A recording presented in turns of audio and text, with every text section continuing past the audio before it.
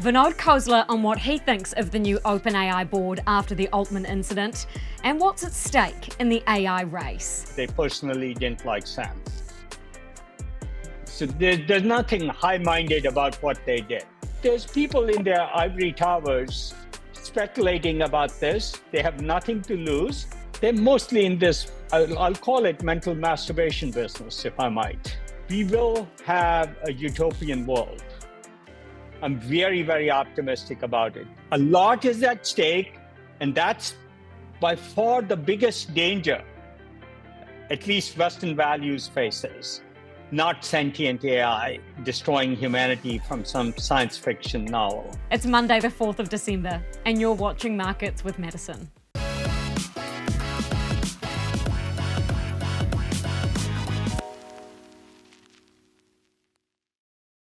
Vinod Khosla was the first venture capitalist to invest in OpenAI.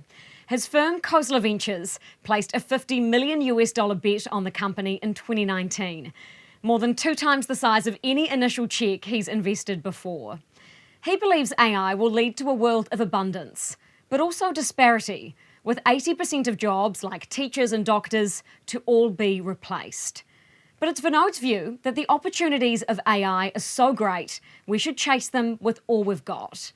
In this interview, we discuss what could undermine breakthroughs in technology, the techno-economic war with China, and how investors can identify the real instigators of change. Vinod Khosla, thank you so much for your time. It is amazing to chat to you today. Great to be here. We're now about 2 weeks since Altman and Brockman came back to OpenAI. There's now a new board in place. I want to firstly ask you for a bit of a vibe check on what's happening internally at OpenAI now. Are they licking their wounds at all, or do they have more firepower than ever before to make some progress? I think most of what's happening is public. And frankly, culturally, the most important message was almost all the employees were willing to quit and go with Sam. So at one level, we've seen what kind of leader Sam is. But it's also empowering to hear for Sam that the whole team is on the same mission, because they were all willing to quit for the mission. And so I think as maybe the interpretation of what happened is not public, but this interpretation is obvious from everything public, factual that happened. What's your understanding of what actually caused this internal OpenAI coup? Rogue board members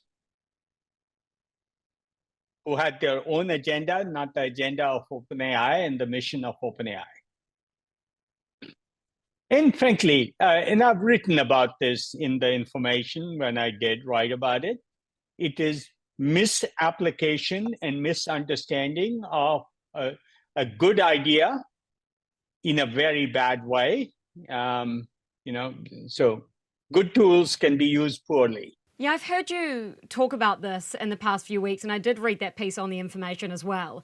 What you're referring to here is EA, which is effective altruism. Can you please, for me and my viewers, explain your definition of what effective altruism is and what it is about the application of it in the AI space that you strongly dislike? Look, the idea is simple. If there's 20 things you can do that are good, you evaluate the costs and the benefits of each and pick the ones that have the most benefit and the least. That is the fundamental idea behind effective altruism. When you go from rational process, which that is what I just defined, to what I call the Jonestown phenomena, where everybody follows their leader to commit suicide. I don't know if you remember Jonestown in Guyana. You get into religion, which is almost always bad because it's not questioning. And without questioning, you're not making intelligent decisions. So what I would say is they took somebody's notion that there was some probability that there may be existential risk, and said, oh, that risk is too much to take, so let's essentially shut down OpenAI. And anybody who's pursuing the benefits of OpenAI for humanity. They didn't say, hey, there's much bigger risks like an asteroid hitting the Earth, like happened not that many million years ago. Or what are the other risks, like pandemics, and, that China will be interfering in our elections in 2024. And I think the number is about 2 billion or more of the world's population is going through an election next year. And there will be AI-based interference from bad nation states and bad actors. Like, that's a danger that's like a 90% probability instead of a 1 in 10,000 that asteroid destroys planet Earth by hitting it, or AI goes rogue. And frankly, honestly, it's amplified by the press because AI destroying humanity is such a sci-fi kind of story. It gets clicks, and so reporters like to write about it. There's no basis I have seen to say that's any kind of reasonable probability. I'm an atheist, and I'd say, yes, I admit the possibility there's infinitesimally small probability that God exists. But that doesn't mean I run my life on it in any way possible. Yes, there's infinitesimally small, minuscule is a word that's used, probability that a sentient AI goes rogue. But that doesn't mean you forego the benefits of humanity of the AI. And frankly, look, there's people in their ivory towers speculating about this. They have nothing to lose with silly hypothetical scenarios like paper clips is a good one. And they forget that there's 3 billion people who can't access primary care or education for their children or access to justice, all of which would be enabled with a strong AI. And if you ask them about the risk, they'll say, hey, let me have a doctor for my child or a tutor for my child way above any risk they perceive. I would venture to guess if we could actually poll all 7 billion people on the planet and laid out the benefits and the risks, there's no question what the world would vote for, in my mind.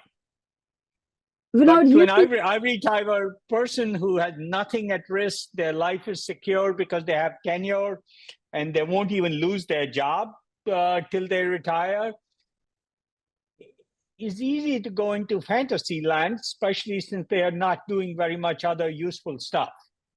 They're not like doing biology research or inventing a cure for cancer or a better climate technology for carbon capture. They're mostly in this, I'll call it mental masturbation business, if I might. Oh, that's amazing. Vinod, you've been saying for almost a decade now about AI leading to abundance for society, and you've just spoken about it again there.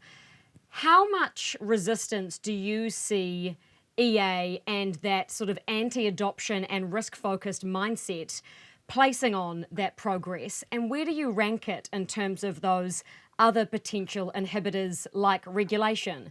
Because if we don't adopt it and society's too scared to, then we may not even have something to regulate. So just today, I put out 10 or 11 predictions for the planet.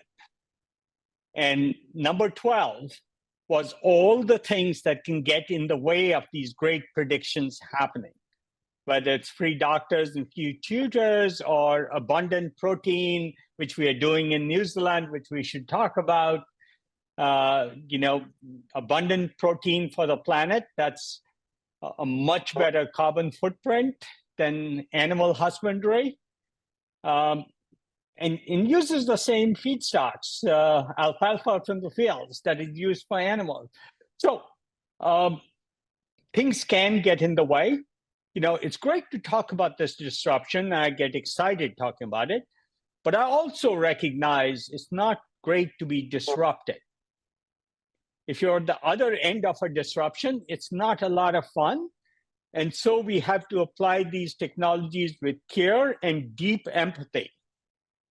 And so I do think that responsibility falls on us and on governments to be deeply empathetic to the concerns of people. How do you think regulation should be approached within that context then? Because in New Zealand, regulation of the likes of AI is not even really being discussed at all. And frankly, it shouldn't be. Look, if I were looking at risk, by far the biggest risk is China gets ahead of us and imposes their philosophy in Southeast Asia, in Africa, in South America. That is their stated objective. And I'll be fair to President Xi and say, he absolutely believes they have a superior political system to democracy. And it's the most good for the most people. And if a few people have to be treated Tiananmen Square style, that's okay. I mean, that is their explicit philosophy. I just don't like it. And they say, hey, if I give enough abundance to my citizens and take away free speech, that's okay. So they have a philosophy, and it's a cogent philosophy. It's not one I would like to see rule the 7 billion people on this planet.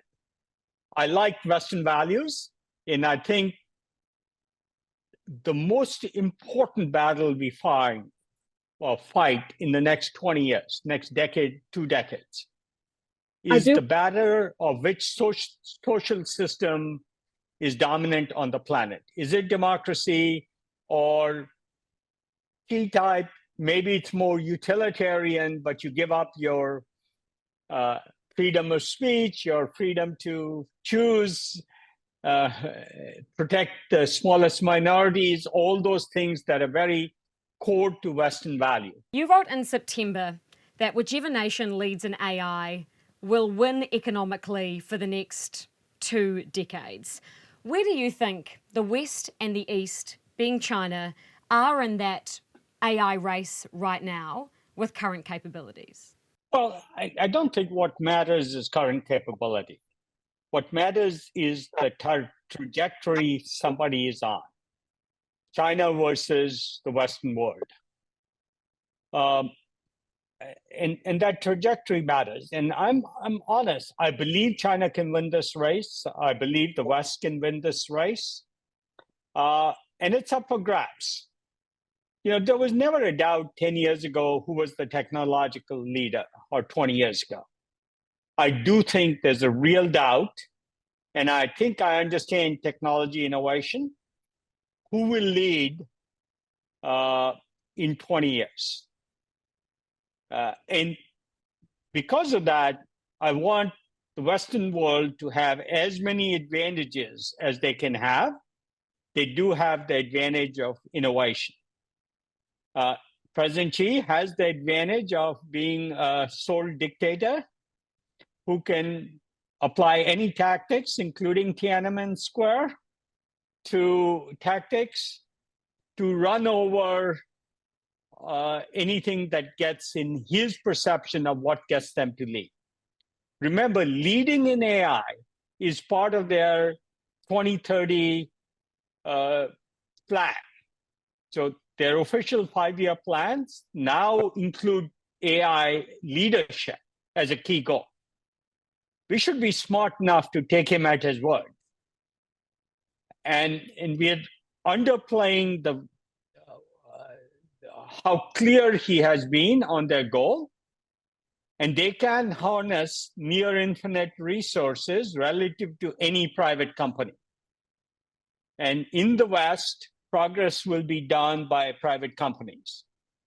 So it's very important to realize the nuances of this race.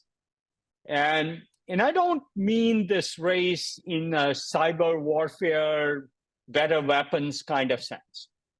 If they have better free doctors and free tutors for every kid on the planet, and they offer it all over Africa and Southeast Asia and the other parts of the world, they will gain, through that economic power, social power. They will gain the ability to discover, say, new lithium or new copper mineral resources because of the AI all over the planet. If they get to them first, then we are up shit creek. Sorry for the language. Effectively, then, a lot is at stake, right? A lot is at stake, and that's by far the biggest danger, at least Western values faces, not sentient AI destroying humanity from some science fiction novel. I should write a new novel that has AI that battles AI if one ever goes rogue. So as long as 10 different AIs on the planet don't go rogue all at the same time, then we are okay. If you do write that novel, I would love a first signed copy, Vinod. That'd be amazing.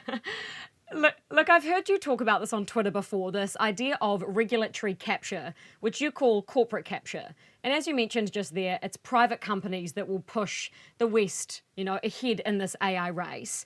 You've told investors to be wary of Apple in this context because of how deep its supply chain links are with China. Another VC investor, Peter Thiel, has taken aim at Google for its links with China as well. How are you thinking about IP infringement and the risk of technology transfer in this techno-economic war? Apple's a good company. Tesla's a good company. But if you have as much business in China as you do, you can't offend those governments, and you have to do what they tell you. And when Google didn't, they got kicked out of China. So, one of the disadvantages of a democracy, especially the American version of democracy, is influence flows from corporations through Washington, D.C. into legislation and policy. In China, the CCP, the Communist Party there, influences businesses, not the other way around. So we do have quite a few disadvantages in our system. And it is sort of unfortunate, but it is the price for democracy. It's a bad system, but better than every other system, as is often said. I think we have to be careful about that.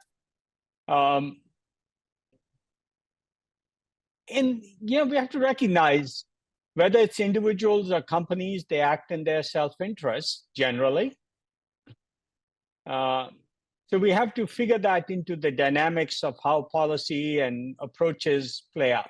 Now, I know that you think incumbents aren't going to be the ones to bring about change, but a few instigators will instead. Khosla Ventures has a history of backing small, dedicated teams that are going to revolutionize the future. Why do you, Vinod, believe that so few will bring about the future that you're predicting? Well, I've been doing innovation and innovation only for the last 40 years, or longer, 44 in Silicon Valley. I can't think of a single large societal innovation that came from anything I might call an institution, whether it's the World Bank or the UN or a research thing or a Siemens or a General Electric. Take the simple example of automakers. Not a single one in 2015 was doing electric cars. It took an instigator to do that, Elon Musk. And love him or hate him, he did cause the world to move away from the old petrol engine. Same is true. Could you imagine somebody at a taxi company or Hertz or Avis, a car rental company, inventing Uber? Could you imagine? And one of my favorite companies is Rocket Lab there in New Zealand. Could you imagine a Boeing or an Airspace doing space launches the way SpaceX or Rocket Lab did it? I've not seen in 40 years one example of a large innovation. When biotechnology first started at Genentech, no pharmaceutical company even accepted it be a reasonable approach. So whether I'm looking at rockets or cars or social media, media is dominated by companies like YouTube and Netflix and Twitter and Facebook, companies that didn't even know they were in the media business when they started, sort of accidental media companies, when you would have expected the media conglomerates, CBS, ABC, NBC in the US, or Hollywood to own that piece. Didn't happen, even in the most obvious places. So no large institution can cause large innovation. They can do incremental innovation. So for all of the investors in public markets that are backing those big tech companies, look at the Magnificent Seven, are they misplaced bets then? I don't speak to public market investing. I don't do it. I don't deal with it. I don't read about it. So I'm not qualified to comment on it. No problem at all. Well, look, how about then we talk about VC and we talk about how crucial the founder is in your investing process. And I want to talk to you about what I think is kind of the tale of two Sams. Take Sam Altman and then say Sam Bankman-Fried. Sam Altman has a crazy, dedicated mission and purpose, and then Bankman-Fried is kind of just crazed. How do you, as a VC investor, separate the crazy from the crazed? You have to realize all of these are people. And there's good people and bad people. There's competent people and incompetent people. There's persistent people and not so persistent, fly to the nearest easy-looking story kinds of people. Our job is to tell the difference, and after we invest, learn, and sometimes we make a mistake and then stop investing in the person because we made a mistake. So, you are dealing with human beings with all their goods and bads. And so, our job is to separate that and say, what are the consequential things we want to make happen, which is the 10 predictions or 11 predictions I put out today. That's what this is about. It's a lot of fun to do and frankly, hugely impactful. If nothing else, being impactful strokes your ego. You can do something impactful. Well, speaking of impact, one of my favorite quotes from you is that you think most VCs actually add negative value. But how do we as workers, people, investors look to add value in a future where you're predicting perhaps superintelligence is going to provide so much value? My view is what technology will do in the next 25 years. If we let it, what technology can do or could do if we let it, and there is, as I said in my 12 tweets, the 12th is about all the reasons it might not happen. We will have a utopian world. I'm very, very optimistic about it. I don't think there'll be a resource conflict of do we have enough lithium or copper or steel? Or do we have enough housing or enough doctors? Or almost all the things human beings do, we will be able to provide a basic level of services to everybody in every country. I like to say the need to work will disappear.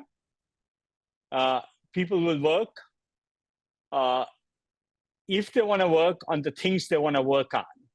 And it'll be hugely empowering and freeing for society. Kids won't be taught at age 12, you need to get a job, so start doing the homework. It'll be like, hey, discover your passion and follow it. And if you decide to change it 10 years later, it's fine. Because the basic needs in society will be taken off, enabled by technology as a multiplier of all the resources we have from buildings to food to minerals and metals and digital services and all expertise will be near free. An abundant future. I'm very optimistic. You are. Bring it on, I say, Vinod. Vinod, thank you so much for your time. It's been amazing to chat to you. Thank you very much. It's always fun to talk about an optimistic future in this day of doom and gloom. I also have to add a massive thank you to Rocket Lab's Peter Beck, who introduced me to Vinod and his team. This interview could not have been more interesting timing. Now, as Vinod mentioned, he has made a few investments in New Zealand, Rocket Lab being one, LanzaTech, and also Leafed. I spoke to the Leaf team about what it's like to have Vinod as an investor, and they said that they thought big until they sit down with Vinod, and he just makes you think even bigger. I'm also going to try and think a little bit bigger. This is the calibre of talent and insights that I want more of on this show. So if you have anyone in mind that you want me to interview globally, please let me know. Now go put your money to work.